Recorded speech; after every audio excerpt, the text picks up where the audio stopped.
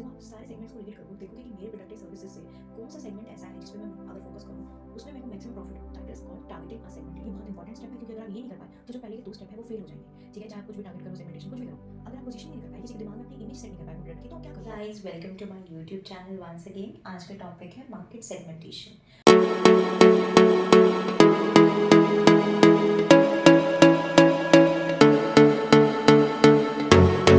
तो देखते हैं मार्केट सेगमेंटेशन होता क्या है। अगर मैं इसकी मीनिंग की बात करूं, market segmentation means dividing a large heterogeneous market into smaller homogeneous group of consumer. अगर इसको ईजी वे में समझाऊं तो देखो, हेट्रोजीनियस मार्केट का मतलब होता है एक ऐसी मार्केट जिसमें हर पर्सन के नीड्स अलग अलग हैं, जो कि डेली लाइफ एग्जांपल है, आपकी नीड अलग होगी, मेरी अलग होगी। बट जब उस मार्केट को छोटे छोटे ग्रुप्स में डिवाइड कर दिया जाता है with the homogeneous group of consumer, यानी कि जो कंज्यूमर एक ग्रुप में होंगे उनकी सेम नीड्स, उनके सेम कैरेक्टरिस्टिक्स, उनकी सेम एज होगी या एज ग्रुप सेम होगा, that is called market segmentation. With an example हम इसको समझते हैं। फॉर एग्जाम्पल, एक मार्केट है, ठीक है, उसमें 50 ईयर्स का भी बंदा होगा, 20 साल का भी होगा, 5 का भी होगा।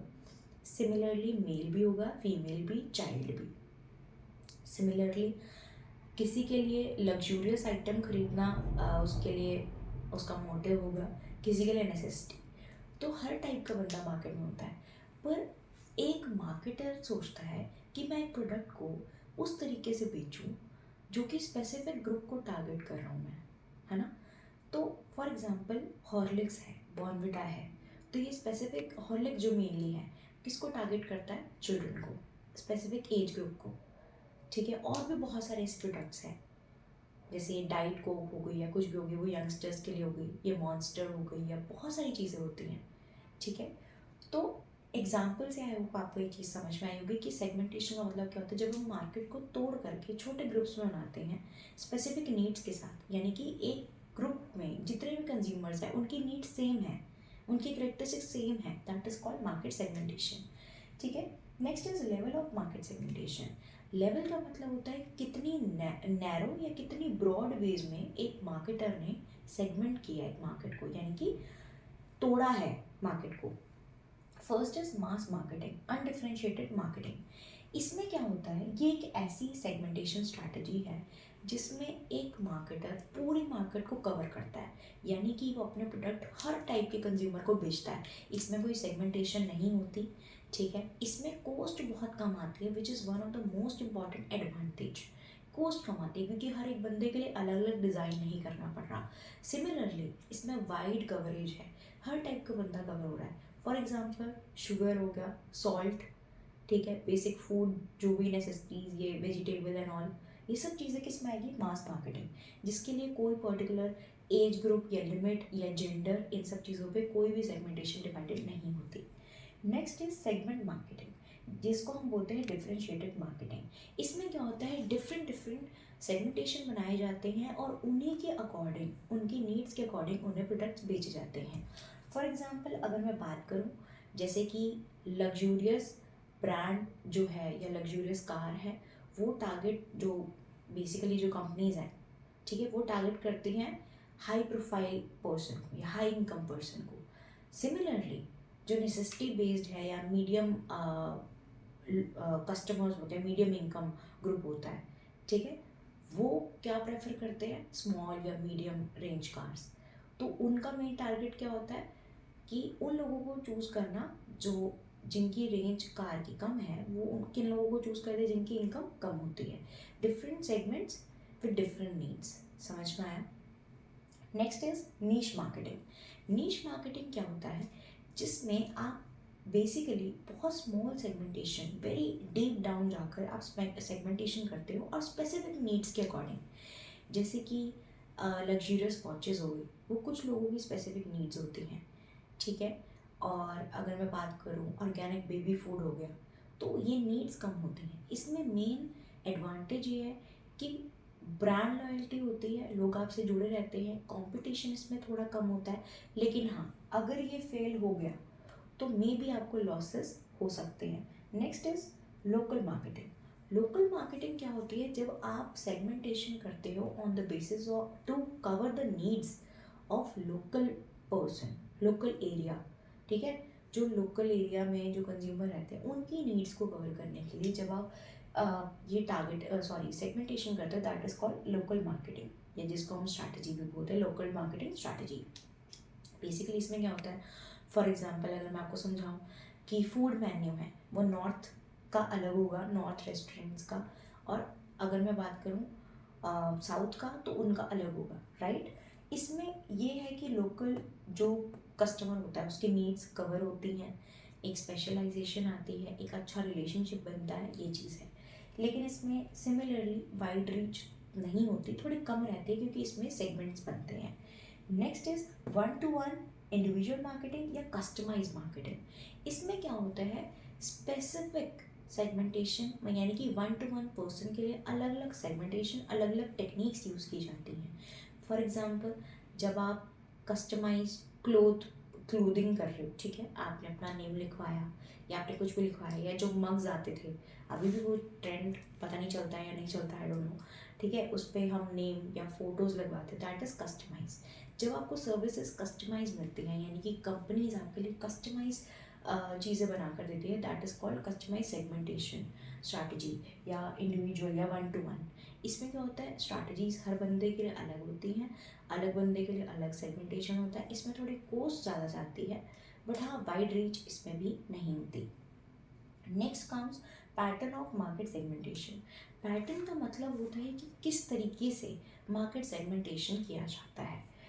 First is single segment concentration. Single segment concentration क्या होता है कि एक ही सेगमेंट पे कंसंट्रेशन होता है, मार्केटर ने बोला यही मेरा सेगमेंट है और इसी को ही मैं सामान बेचूंगा, यानी कि फॉर एग्जांपल स्पोर्ट्स शूज़ बनाए एथलीट्स के लिए, तो उसका वही एक सेगमेंट है। नेक्स्ट इज, बट इसमें एक चीज़ और मैं आपको बता दूँ, सिंगल सेगमेंट में क्या होता है, सिंगल सेगमेंट में ये होता है कि आपने जब एक पर्टिकुलर सेगमेंट को चूज़ कर लिया, अगर वो सेगमेंट डिक्लाइन हो गया फिर आपको लॉसेस बहुत ज़्यादा होंगे, क्योंकि इसमें कवरेज नहीं है और कॉस्ट ज़्यादा जाती है, ठीक है, इसमें ये चीज़ है। और आपके प्रॉफिट्स एज़ कम्पेयर टू, अगर आपको कॉम्पिटिटर बहुत सारे सेगमेंट्स को टारगेट कर रहा है तो आपका प्रॉफिट जो है वो कम हो सकता है, अनटिल एंड अनलेस आपने प्रॉपर रिसर्च ना करी हो, ठीक है। The next is product specialization. Product specialization क्या होता है कि इस टाइप में जो प्रोडक्ट है वो स्पेशलाइज, यानी कि बेसिकली एक प्रोडक्ट बहुत सारी सेगमेंट्स को कवर करता है, यानी कि फॉर एग्जांपल आप ये लगा लो कि कैमरास बेचे जाते हैं टूरिस्ट को भी, प्रोफेशनल्स को भी, मीडिया, मास मीडिया जो हम मीडिया में यूज़ करते हैं उसको भी, तो प्रोडक्ट एक है पर सेगमेंट्स बहुत सारे हैं। Next is market specialization. Market specialization का मतलब होता है कि एक कंज्यूमर ग्रुप है और उसी की ही बहुत सारी नीड्स को पूरी कर रहा है। कंज्यूमर ग्रुप एक है, जैसे मान लो कोई भी चीज़ आपने एक फॉर एग्जांपल फ़ोन अगर आपने बेचा किसी एक कंज्यूमर ग्रुप को, तो उसकी बहुत सारी नीड्स पूरी कर रहे हैं, किसी के लिए किस तरीके से यूज़ हो रहा है, किसी के लिए किस तरीके से यूज़ हो रहा है। Next is full market coverage. Full market coverage में पूरी मार्केट कवर होती है, एज सिमिलर टू जो मास मार्केटिंग था, सेम वही चीज़ इसमें आएगी कि सेम पैटर्न है। अगर आपको क्वेश्चन में पूछा जाए लेवल एंड पैटर्न तो आप इसको मिक्स करके लिख सकते हो, अगर आपको अलग पूछा जाए तो आप ही अलग अलग लिख सकते हो। Next comes major segmentation variables for consumer market. अब बेसिकली क्या है कि सेगमेंटेशन होती है on the basis of consumer, मतलब कंज्यूमर मार्केट के अकॉर्डिंग, यानी कि जो कंज्यूमर है हर किसी की अलग अलग डिफरेंट कैरेक्टरिस्टिक्स है, ठीक है, डिफरेंट जगह वो रहते हैं, बहुत सारे एट्रीब्यूट्स हैं जिसकी बेसिस पे सेगमेंटेशन होती है, तो वो कौन से एट्रीब्यूट्स हैं वो यहाँ लिखे हैं। First is geographic segmentation. Geographic segmentation होती है जब एक सेगमेंटेशन यानी कि ग्रुप्स बनाए जाते हैं on the basis of region, locality, location, areas, ठीक है।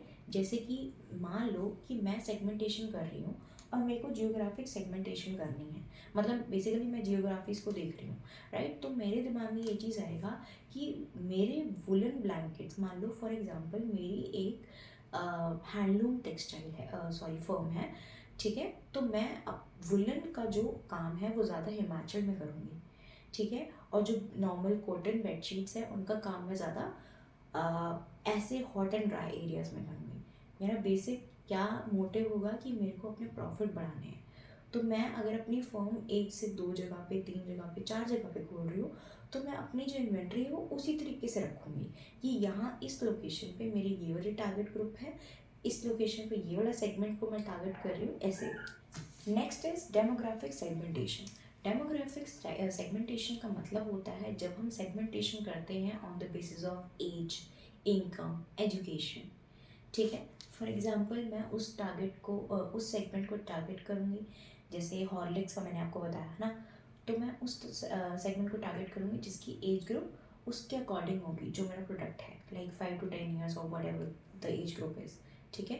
तो ये सब चीज़ें इसमें आएंगी। इनकम, ठीक है, मेरे को स्पेसिफिक इनकम को टारगेट करना है, तो मैं इनकम के अकॉर्डिंग भी सेगमेंट्स बांट दूँगी कि ये under 20,000, under 30, under 40, under 1 lakh, ठीक है।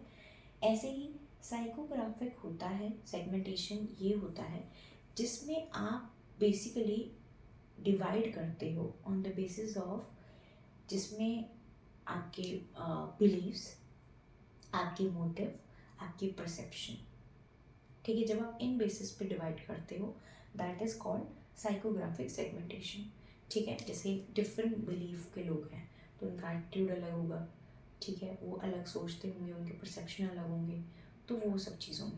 Then next is behavioural segmentation. Behavioural segmentation में person with a different behaviour, ठीक है, कोई किसी तरह से सोचता है, कोई इम्पल्सिव बायर है, कोई ब्रांड लॉयल्टी है, किसी में कुछ है, कोई ओकेजनल बायर है, कोई रेगुलर बायर है, किसी को प्राइस कम चाहिए, किसी को प्राइस ज़्यादा चाहिए, तो different type of person with different behavioural attribute, ठीक है, उस बेसिस पे हम सेगमेंटेशन करते हैं। Then next is targeting. It means deciding which consumer to focus on out of all the possible consumer. देखो, पूरी मार्केट में बहुत सारे लोग हैं, अब उसमें से किस बंदे को टारगेट करना है, किस बंदे को नहीं करना, दिस इज कॉल्ड टारगेटिंग। आप पूरी मार्केट टारगेट नहीं कर सकते, आप स्मॉलर सेगमेंटेशंस बनाओगे, उसके बाद आप जैसे मान लो आपने सेगमेंटेशन बनाए 10-12 बन गए, पर उसी में से आपको 3, 4, 5, 2, 1 जो आप सेगमेंट्स चूज करोगे दैट इज कॉल्ड टारगेटिंग। जब आप सारे सेगमेंट्स को रीड करोगे, देखोगे कि मेरे प्रोडक्ट या सर्विसेज से कौन सा सेगमेंट ऐसा है जिस पे मैं अगर फोकस करूँ उसमें मेरे को मैक्सिमम प्रॉफिट हो, that is called targeting a segmentation या और a segment, basically targeting a segment, ठीक है, इसको हम बोलते हैं टारगेटिंग, राइट। टारगेटिंग में जो भी हमारा कंसेप्ट कवर हो रहा है, अगर टारगेटिंग में हमारे से लेवल या पैटर्न पूछा जाता है तो ये सेम कंटेंट हमारे पास लिखा आएगा, ठीक है। तो अगर टारगेटिंग से रिलेटेड कुछ भी आता है, क्योंकि सेगमेंटेशन और टारगेटिंग जनरली सेम पेज पे आते हैं, ठीक है, अगर ये सेम पेज पे ना आए तो आप एक काम कर सकते हो, अगर आपसे कुछ भी पूछा जाए फॉर एग्जांपल पैटर्न या लेवल, तो ये जो कंटेंट है ये सेम रहता है, पैटर्न, लेवल और ये major segmentation variable for consumer market, ये या जो बेसिस ऑफ कंज्यूमर मार्केट, ये तीनों चीज़ें सेम आएंगी टारगेटिंग में। थर्ड स्टेप होता है दैट इज पोजिशनिंग। पोजिशनिंग क्या होता है, basically creating a clear image of product और brand in the mind of target consumer. For example, अगर एक टारगेट कंज्यूमर है, लेट्स से चाइल्ड, ठीक है, या उनके पेरेंट्स, तो हॉर्लिक्स ने क्या किया, अपनी ब्रांड इमेज बनाई उन लोगों के दिमाग में, उनके पेरेंट्स या चाइल्ड के दिमाग में, कि ये हाइट इंक्रीज करता है, ये स्ट्रॉन्गर बनाता है, सेम विद बॉर्नविटा, ठीक है। तो कोई भी डिस्टिंक्टिव फीचर देकर अपने आप को, अपने ब्रांड को, अपने प्रोडक्ट को एक इमेज सेट करना अपने प्रोडक्ट की इन the mind of the customer, यानी कि बेसिकली टारगेट कस्टमर, जिन लोगों को आप चूज़ कर रहे हो उनके दिमाग में फिट करना इज कॉल्ड पोजीशनिंग। ये बहुत इंपॉर्टेंट स्टेप है, क्योंकि अगर आप ये नहीं कर पाए तो जो पहले के 2 स्टेप है वो फेल हो जाएंगे, ठीक है, चाहे आप कुछ भी टारगेट करो, सेगमेंटेशन कुछ भी करो, अगर आप पोजीशनिंग नहीं कर पाए, किसी के दिमाग में अपनी इमेज सेट नहीं कर पाए अपने प्रोडक्ट की, तो आप क्या करो, right. Next is nature and importance. देखो, कस्टमर ओरिएंटेड पोजीशनिंग का मेन टारगेट क्या होता है, कस्टमर के दिमाग में सेट करना। तो कस्टमर ओरिएंटेड का मतलब होता है कि मेन फोकस होता है कस्टमर पे, कि उसकी प्रोडक्ट की इमेज अच्छी जाए कस्टमर के दिमाग में। Second is comparative. कंपैरेटिव का मतलब क्या होता है, यूजुअली ये अपने एट्रीब्यूट्स इस तरह से स्पेसिफाई करते हैं कस्टमर को, यानी कि अपने कैरेक्टरिस्टिक्स, कि जिसमें वो क्लियरली मेंशन करते हैं कि हमारा प्रोडक्ट क्यों दूसरे प्रोडक्ट से अच्छा है।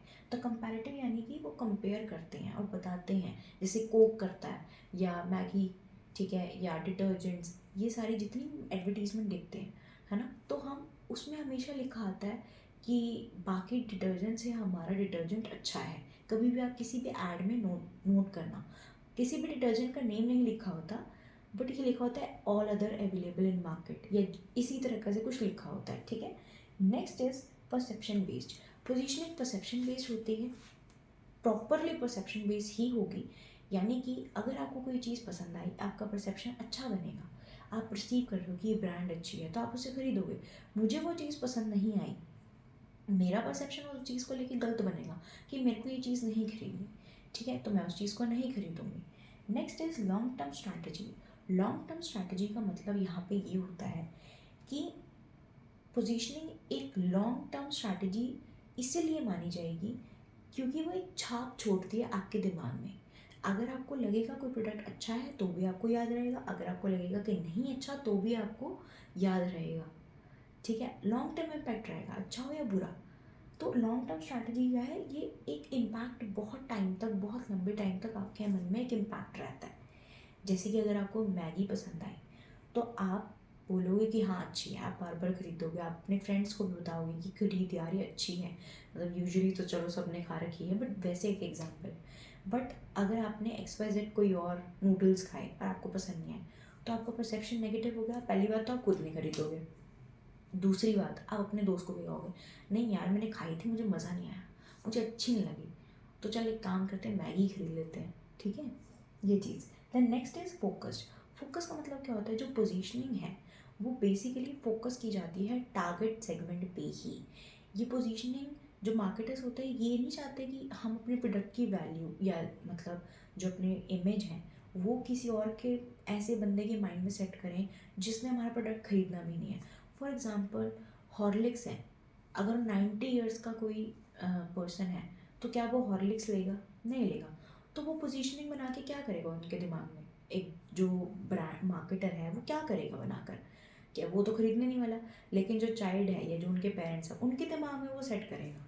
जैसे अब तो हॉर्लिक्स पर वुमेन भी आया था, उनके दिमाग में वो सेट करेगा कि क्यों अच्छा है क्यों नहीं है। तो फोकस है एक पर्टिकुलर टारगेट कंज्यूमर पे। Next is strategic. स्ट्रैटेजिक का मतलब होता है प्रॉपर डिफरेंट स्ट्रैटेजीज इसमें यूज़ की जाती हैं, जो कि मैं आपको आगे बताऊंगी कि किस तरीके की स्ट्रैटेजीज यूज़ की जाती है पोजीशनिंग के लिए, ठीक है। नेक्स्ट आता है आपके पास importance.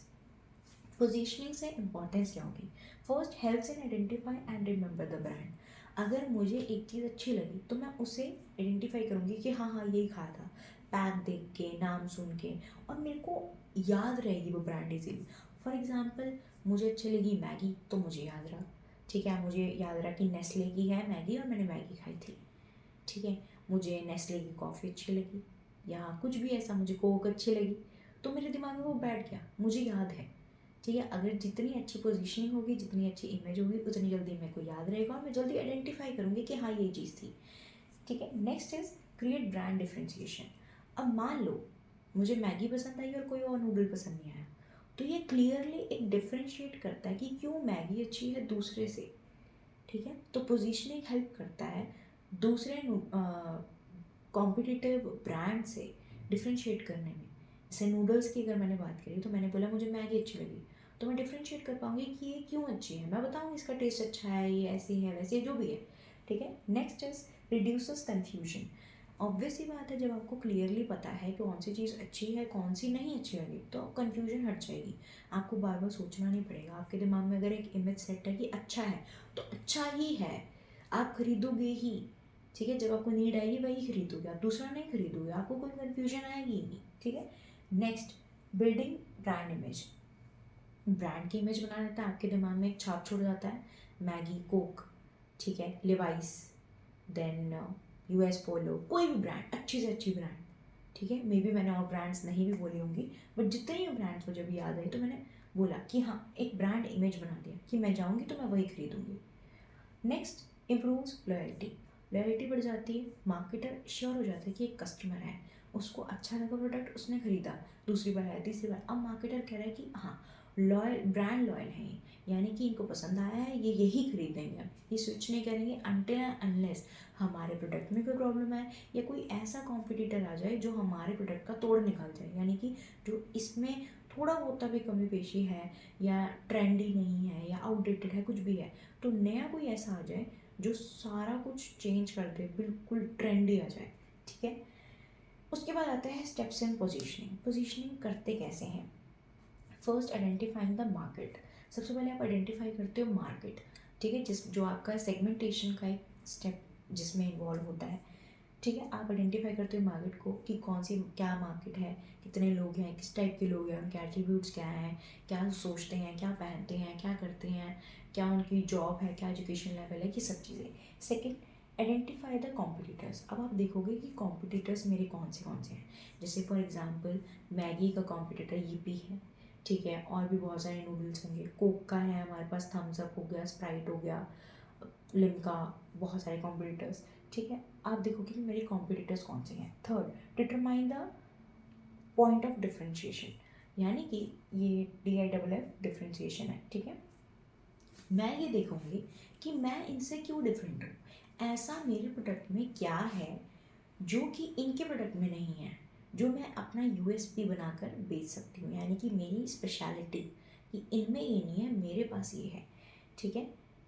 Then next is choose the strategy. अब मुझे समझ में आ गया कि देखो मेरा प्रोडक्ट तो भाई इनसे है डिफरेंट, अब मैं एक स्ट्रैटेजी लगाऊंगी। मैं स्ट्रैटेजीज में आपको बताऊंगी कौन सी होती है, मैं स्ट्रैटेजी लगाऊंगी, ठीक है। अब स्ट्रैटेजी मैंने लगा ली अपने प्रोडक्ट को पोजीशनिंग करने के लोगों के दिमाग में। कौन सी स्ट्रैटेजी मैं लगाऊंगी डिफरेंट, जो मेरे अंदर अच्छी चीज़ होगी ना मेरे प्रोडक्ट के अंदर, एट्रीब्यूट्स हो गए, प्राइस हो गया, क्वालिटी हो गया, उन सब चीज़ों को मैं एक अपना पॉइंट बनाऊंगी, उसको मैं अपना बेस रखूँगी कि यहीं से मैंने अपना टारगेट चलाना है, यहीं से मैंने अपना तेज छोड़ना है। किस पे छोड़ना है? जो टारगेट कंज्यूमर है, इन्हीं के दिमाग में बिठाना मुझे, अपना कुछ भी हो जाए अपना प्रोडक्ट इन्हीं के दिमाग में बिठाना है। Next, develop a positioning statement. Positioning statement यानी कि मैं जब अपने उनके दिमाग में कुछ बिठाऊंगी ना, तो मैं वो चीज़ बोलूँगी, वो पोजिशनिंग स्टेटमेंट जो उनको हमेशा याद रहे।